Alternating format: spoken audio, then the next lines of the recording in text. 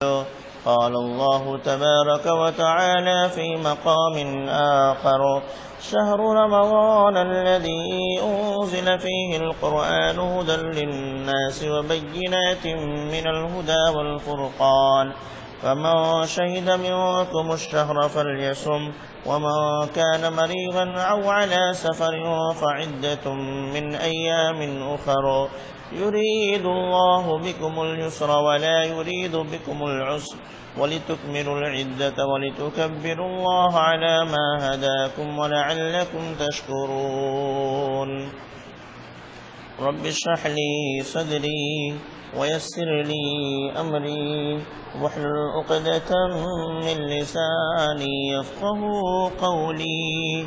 رب زدني علما رب زدني علما رب زدنی علما.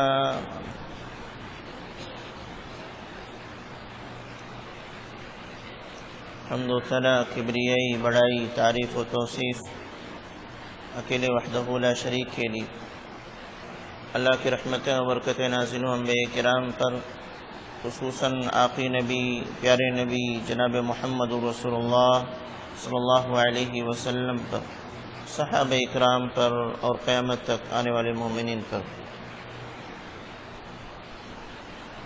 حضرات گرامی،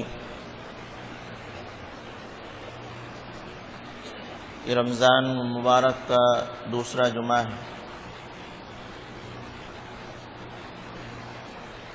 اللہ کی مصلحت، اللہ کا فیصلہ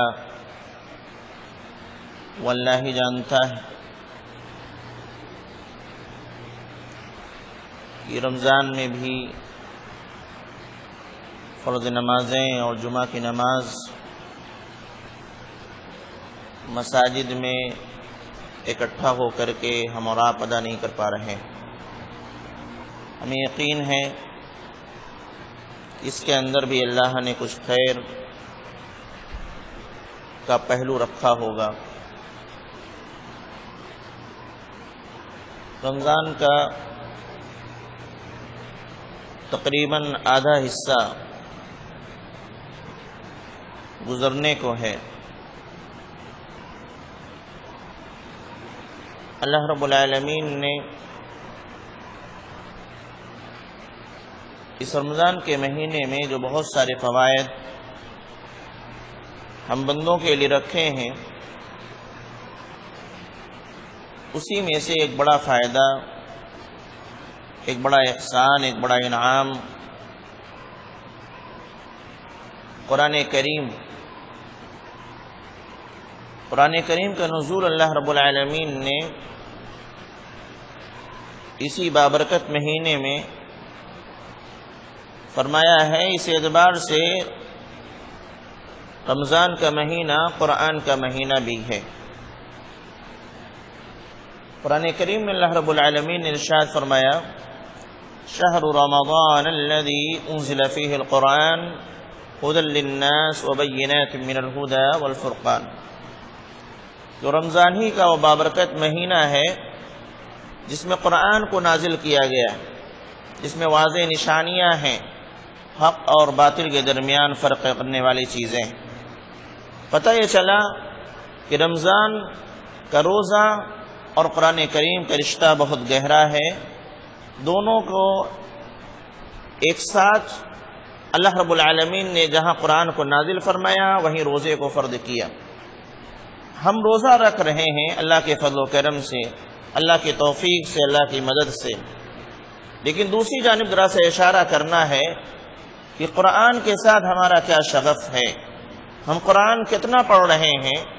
جس طریقے سے ہم 14 گھنٹہ روزہ رکھ لیتے ہیں، تو کیا قرآن کریم کے لیے بھی کچھ گھنٹے ہم نے وقفے کیے ہیں، کچھ گھنٹے ہم نے نکالے ہیں کہ اس میں قرآن کریم ہی ہم پڑھیں گے اور زیادہ سے زیادہ نیکیاں کمائیں گے. میرے بھائیو، میرے عزیزو، قرآن کریم کے ذریعہ سے جو نیکی ہم حاصل کر سکتے ہیں اور جتنا کثیر مقدار میں حاصل کر سکتے ہیں، وہ کوئی اور ذریعہ نہیں ہو سکتا ہے. کیونکہ یہاں معاملہ یہ ہے کہ آپ ایک حرف قرآن کریم کی تلاوت کریں اور اللہ رب العالمین اس ایک حرف کی تلاوت کے بدلے 10 نیکیاں دیتا ہے. تفصیل کی گنجائش نہیں ہے۔ آپ نے بارہا اس بات کو سنا ہوگا کہ ہم الف لام میم بولتے ہیں، الف لام میم پڑھتے ہیں، تلاوت کرتے ہیں، تو 3 حرف پر مشتمل یہ لفظ، یہ کلمہ ہمیں 30 نیکیاں دلا دیتا ہے۔ آپ تصور کریں، آپ نے سورہ اخلاص پڑھ لیا، آپ نے قل اعوذ برب الفلق پڑھ لیا، آپ نے قل اعوذ برب الناس پڑھ لیا، آپ نے سورہ فاتحہ پڑھ لیا، تو کتنے حروف ہیں؟ ہر حرف کے بدلے میں 10 نیکیاں آپ شمار کر لیں۔ کتنا عظیم الشان یہ سودا ہوگا کہ تھوڑی سی محنت سے زیادہ سے زیادہ نیکیاں ملیں گی۔ میرے بھائیو، میرے عزیزوں، قرآن اور روزے کا ایک اتنا گہرا تعلق ہے کہ دنیا ہی میں نہیں بلکہ آخرت میں بھی یہ دونوں ایک ساتھ نظر آئیں گے۔ جس طریقے سے بندہ رمضان میں روزہ بھی رکھتا ہے، قرآن کریم کی تلاوت بھی کرتا ہے، اسی طریقے سے آخرت میں بھی یہی دونوں چیزیں سامنے ایک ساتھ آئیں گی۔ پیارے نبی جناب محمد رسول اللہ صلی اللہ علیہ وسلم نے ارشاد فرمایا، الصیام والقرآن یشفعان للعبد یوم القیامہ، کہ روزہ اور قرآن قیامت کے دن بندوں کے حق میں سفارش کریں گے، اللہ سے فریاد کریں گے، اللہ رب العالمین کے سامنے یہ کہیں گے، اللہ میری تیری وجہ سے انہوں نے یہ کام کیا تھا، انہیں بخش دے۔ اب ذرا تصور کریں کہ جب یہ دونوں چیزیں ایک ساتھ ہیں اور ہم اس کو انجام دے رہے ہیں اور قیامت کے دن یہی دونوں چیزیں ہمارے حق میں سفارش کر لیں، اس سے بڑا معاملہ اور کیا ہو سکتا ہے؟ جبکہ قیامت کے دن بہت سارے لوگ ہیں جو سفارش کے لیے، بلکہ تمام لوگوں کو سفارش کی ضرورت پڑے گی کہ کوئی سفارش کر دے، اور سفارشی کوئی مل جائے تو ڈھونڈنے سے نہیں ملے گا، البتہ ایک نظام ہے، اس نظام کے تحت جو اس نظام کے تحت آئے گا اس کے لیے سفارشی مل جائے گا۔ اسی میں سے یہ قرآن، یہ روزہ سفارشی ہوں گے۔ کہ نبی صلی اللہ علیہ وسلم نے حدیث کے اگلے حصے میں فرمایا، یقول الصیام یا ربی، صیام کہے گا، روزہ کہے گا، اے میرے رب منعتہ الطعام والشہوات بالنہار، اے میرے رب میں نے اس کو روک دیا تھا کھانے سے، شہوت سے دن کے اندر، فشفعنی فی، پس لہذا میری سفارش حق میں قبول کی جائے۔ ویقول القرآن، اور قرآن کہے گا، منعتہ النوم باللیل، اور میں نے اس کو رات میں سونے سے روک دیا تھا۔ کیا مطلب ہے کہ قرآن کریم کی تلاوت کرتا تھا، تلاوت کرنے کی وجہ سے سو نہیں پایا کرتا تھا، تو میری تلاوت کی وجہ سے سوتا نہیں تھا، فشفعنی فی، اے میرے رب میری سفارش کے حق میں قبول فرما۔ کہ نبی صلی اللہ علیہ وسلم نے فرمایا، فیشفعانی، دونوں کی سفارش کو قبول کر لیا جائے گا۔ میرے بھائیو، میرے عزیزو، یہ دو کام ہیں جس کو ہم اور آپ کر رہے ہیں، ذرا اہتمام سے کریں اور یہ سوچ کے کریں کہ اس کا فائدہ کیا ہے، اور یقین کر کے کیجئے یہ دونوں چیزیں ایسی ہیں جن کی سفارش قبول کی جائے گی، کیونکہ ان کا کام ہی ایسا ہے۔ کہ نبی صلی اللہ علیہ وسلم نے سفارش کی قبولیت کی گارنٹی دے دی ہے کہ یہ دونوں جب سفارش کریں گے تو ان کی سفارش قبول کی جائے گی۔ اب ضرورت یہ ہے کہ ہم اپنے روزے کو ایسا بنائیں کہ جو سفارش کے قابل ہو سکے، ہم قرآن کریم کو ایسا کی تلاوت ایسی کریں کہ جو ہمارے حق میں سفارش کر سکے۔ ایسا نہ ہو کہ ہم روزہ بھی رکھیں اور کل قیامت کے دن سفارش کرنے لائق روزہ نہ رہ جائے۔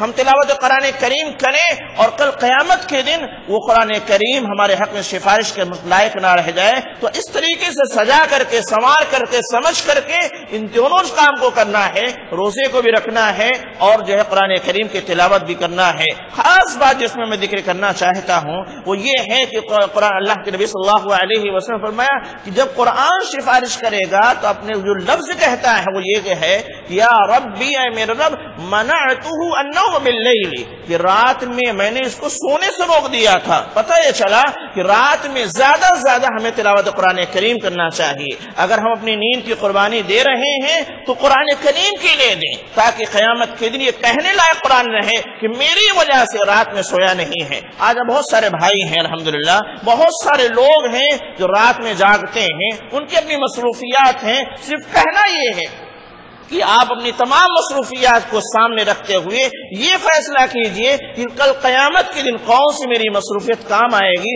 تو پتہ یہ چلے گا قرآن کریم ہی ہے۔ لہذا دوسری جو ہماری مصروفیات ہیں، موبائل ہے، فلاں ہیں، ان کو ذرا سا سائڈ رکھیں، ان کو ذرا سا الگ کریں اور جو ہے قرآن کریم کی تلاوت کریں، تاکہ روزے کے دن میں روزہ، رات میں قرآن کریم کی تلاوت، اور قیامت کے دن یہ دونوں رب کی بارگاہ میں آپ کے لیے کھڑے ہو جائیں کہ اے میرے رب میری ہم دونوں نے مل کر کے رات میں اس کو کھانے سے اور دن میں اس کو کھانے سے اور شہوت سے روک دیا ہے اور رات میں اس کو جو ہے سونے سے روک دیا ہے، لہذا سفارش قبول کی جائے، اللہ رب العالمین کی سفارش قبول کیا جائے گا۔ یہ اشارہ تھا، یہ بتلانا مقصود تھا کہ ہم رمضان کے مہینے میں گزر رہے ہیں اور روزہ رکھ رہے ہیں، اب ہمیں اس کا اہتمام کرنا چاہیے کہ دنیا بھی بنے اور آخرت بھی بنے۔ اور آخری بات ہے وہ یہ ہے کہ قرآن کریم یہ ہمارے لیے سکون کا ذریعہ ہے، اطمینان کے ذریعہ ہے، گھبراہٹ دور کرنے کا ذریعہ ہے، بیماریوں کو دور کرنے کا ذریعہ ہے، پریشانیوں کو دور کرنے کا ذریعہ ہے۔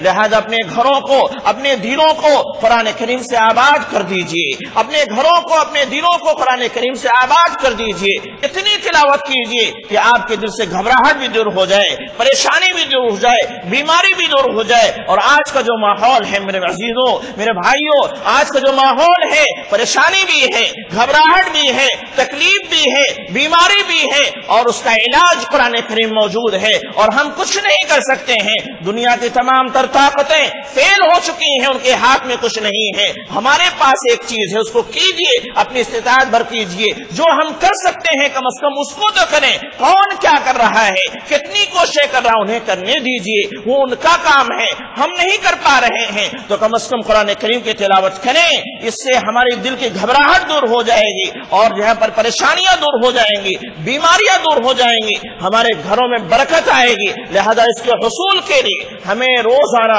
اس کا اہتمام کرنا چاہیے۔ بہت سارے بھائیوں کا معاملہ ہے کہ جب بیماری آتی ہے، جب پریشانی آتی ہے تو قرآن کریم کا تلاوت کر لیتے ہیں۔ کوئی بیماری آئی سورہ فاتحہ پڑھ کے دم کر دیا، کوئی بیماری آئی آیت الکرسی پڑھ کے دم کر دیا۔ یقیناً یہ وہ چیزیں ہیں، جو صورتیں ہیں جو کہ نبی صلی اللہ علیہ وسلم نے بتلائی ہیں، وہ کیا جائے گا۔ لیکن صرف ایسا نہیں ہے کہ جب ضرورت پڑی تو ہم نے قرآن کی ایک آیت پڑھ دی ہے، جب ضرورت پڑی، جب پریشان ہوئے تو کوئی ایک رکوع پڑھ کے ہم نے دم کر لیا، نہیں، اس طرح کا نہیں، بلکہ ہمارے روح کی جو غذا ہے وہ قرآن کریم ہو جائے، مسلسل آپ تلاوت کرتے رہیں اور ضرورت پڑنے پر ان خصوصی آیات کا اہتمام کر کے دم کریں۔ دونوں چیزیں ہو سکتی ہیں، صرف پریشانی کے وقت قرآن اٹھا لینا یا آیتیں پڑھ دینا یا سورتیں پڑھ دینا نہیں، بلکہ ہمیشہ ہمیشہ ہم قرآن کریم کے تلاوت کرنے والے بن جائیں۔ اور یقین جانیے جو قرآن کریم کی تلاوت کرتے ہیں، مسلسل جن کے گھروں میں قرآن کریم کی تلاوت ہوتی ہے،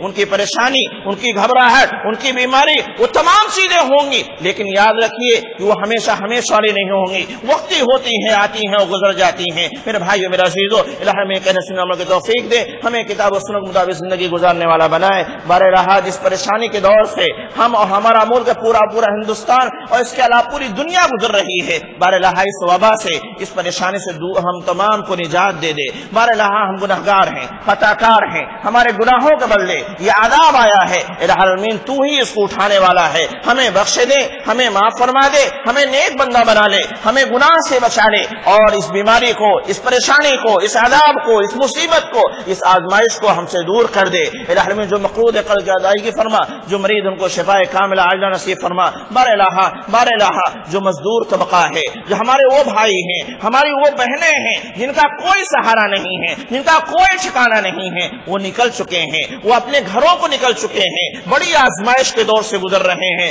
بار الہ تو ہم سے زیادہ ان کے حالات کو جانتا ہے، اور ہمیں یہ بھی پتا ہے کہ اللہ تو اپنے بندوں سے بڑی محبت کرتا ہے، بڑی شفقت کرتا ہے، ایک ماں سے بھی زیادہ، 99 گنا زیادہ تو اپنے بندوں سے شفقت کرتا ہے۔ الہ العالمین تیری شفقت کا، تیری محبت کا، تیری رحمت کا، تیری برکت کا، ان تمام چیزوں کا حوالہ واسطہ دے کر کے تجھ سے دعا گو ہیں۔ بار الہ ان بھائیوں کا ان بہنوں کا اہتمام فرما، ان کے لیے انتظام فرما کہ اپنے گھروں تک یہ پہنچ سکیں، پریشانیاں ان کو دور فرما دے، ان کے کھانے کو بندوبست کر دے، ان کے سواریوں کو بندوبست کر دے، بیماریوں سے ان کو بچا لے۔ الہ العالمین بخیر و عافیت انہیں امن کے ساتھ، سکون کے ساتھ، اطمینان کے ساتھ ان کو گھروں تک پہنچا دے۔ بار الہ ہندوستان کے جو حالات ہیں، ہمارے جو حالات ہیں، دنیا کے جو حالات ہیں، الہ العالمین اس پریشانی کے دور میں تو ہی ایک سہارا ہے، تو ہی ایک سہارا ہے، تو علاوہ کوئی اور سہارا نہیں۔ ہم تیری طرف نگاہ اٹھا کے دیکھتے ہیں کہ اگر مدد آئے گی تو وہیں سے آئے گی،